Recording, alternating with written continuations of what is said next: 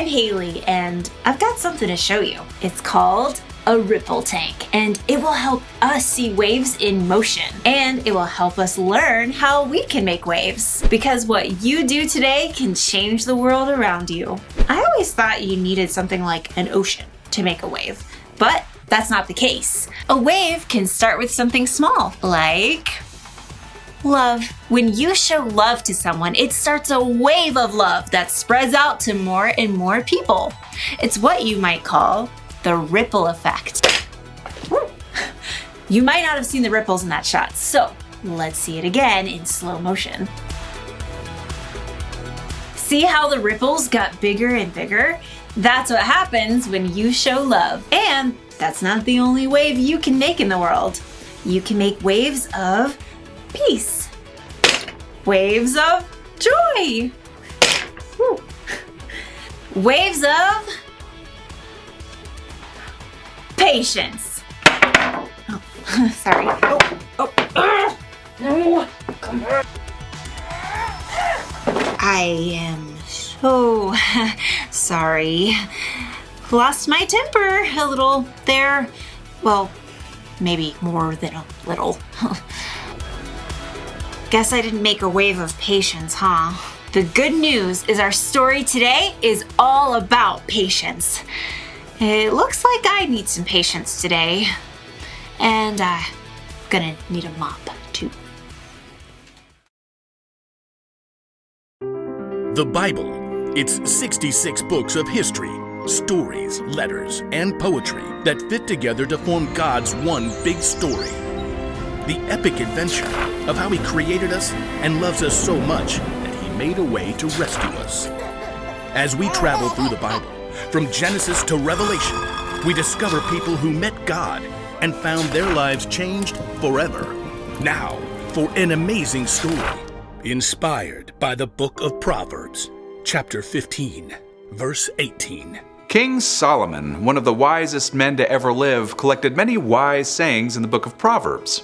Chapter 15, verse 8 tells us, "A person with a bad temper stirs up conflict, but a person who is patient calms things down."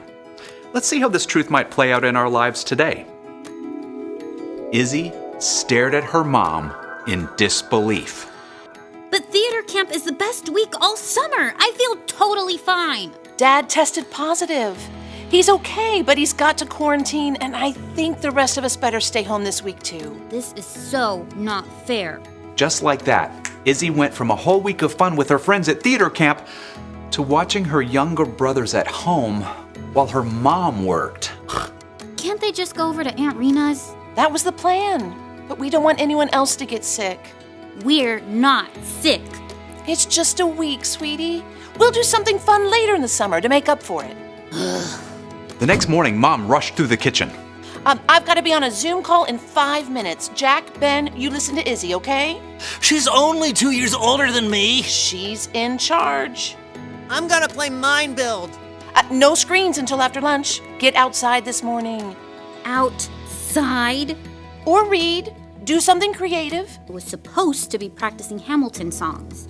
Mom headed upstairs, leaving Izzy with her brothers. Okay, guys. Pick something for breakfast. French toast. Great. Get the eggs, Jack.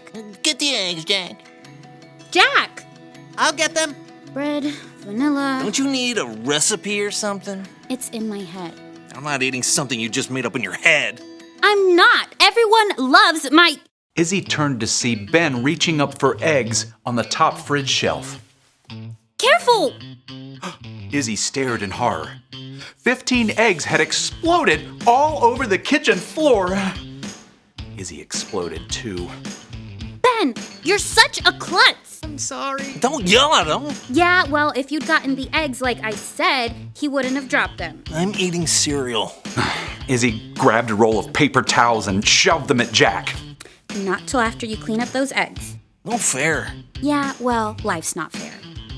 Izzy slammed the fridge door shut, which made 2 cereal boxes on the top of the fridge tip over and land in the egg mess. You can clean up your own mess. Jack stalked out, slamming the kitchen door behind him. I'm hungry. Izzy grabbed an egg-covered box of cereal out of the mess. Here. Need milk. I can't get the milk till I clean up your stupid mess. I said I was sorry. You're being mean. Ben sulked his way out the other side of the kitchen. Sighing, Izzy tore a handful of paper towels out and started to clean up the egg mess. Mom peered inside the door, earbuds in. I'm on mute. What is going on? Jack was being a pain and Ben dropped the eggs and I just lost it. Mom sighed. She typed a quick message on her screen, took out her earbuds, and set down her computer. Then she grabbed some wet wipes and started to clean alongside Izzy. I know this whole week isn't fair.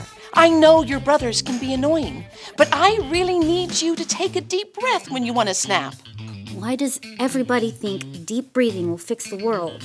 It doesn't, but it does give you a chance to think, to ask God for help and remember what's true. Mom gingerly tapped on her screen with an uneggy finger. Read this for me, okay?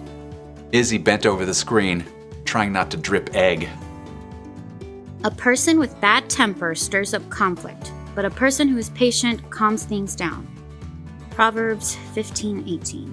I bet King Solomon or whoever wrote that down didn't have younger brothers. Trust me, Solomon's family was not perfect either. I'm sorry, Mom. Hey, I feel like snapping too. But right now, I have to jump back on this call. Think you can calm things down with your brothers? Yeah, I guess. Izzy finished mopping up the egg mess. Then she checked the pantry and then went upstairs to the boys' room where Jack was sketching furiously and Ben glowered from his bunk, clutching his stuffed lion. Guys, I shouldn't have yelled. I'm sorry, but I did find this new box of sugar bombs way in the back of the pantry. Oh, yeah! Mom only lets us have those for snack. It's a special week, and I'll make sure we have eggs to do French toast tomorrow. So the three siblings marched back down to the kitchen for giant bowls of sugar bombs. Yay! Ben managed to splash his milk all over the table. Oops. Ben! Izzy could see both Ben and Jack brace themselves. She took a deep breath. It's fine. I'll help you clean up. And after breakfast, we can get out the slip and slide. Yes! You're going in the mud. Nope, it wasn't the way Izzy thought she would be spending her week, but if she could keep her temper, maybe she would have fun after all.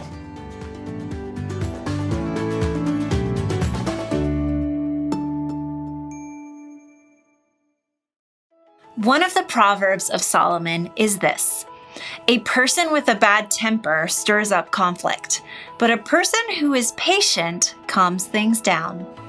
So, what kind of things make you impatient? Do you get angry at other people when they don't act the way you think they should? Or when they get in your space or mess with your stuff? Do you get angry when things happen beyond your control, like accidents or sicknesses or bad weather? Maybe you get angry at yourself when you mess up. There are a lot of things that can make us impatient. We want to make waves, right? Start a ripple effect. But when you're not patient, you can make a wave too. More like a tsunami. Yeah. Patience is one of the hardest virtues to get good at. It takes a lot of time and a lot of practice. So, when you feel like you're about to lose it, you can try taking deep breaths. Or you can count to 10 or 20 or however long it takes. Or you can talk to God. When you put your trust in Jesus, the Holy Spirit can help you show patience. When you learn patience, you can go from someone who makes a mess to someone who calms things down. The one thing to remember today is this: be patient with each other. Everyone you see has their own struggles with impatience, so help each other out. And when you do mess up and lose your patience, take the time to make things right.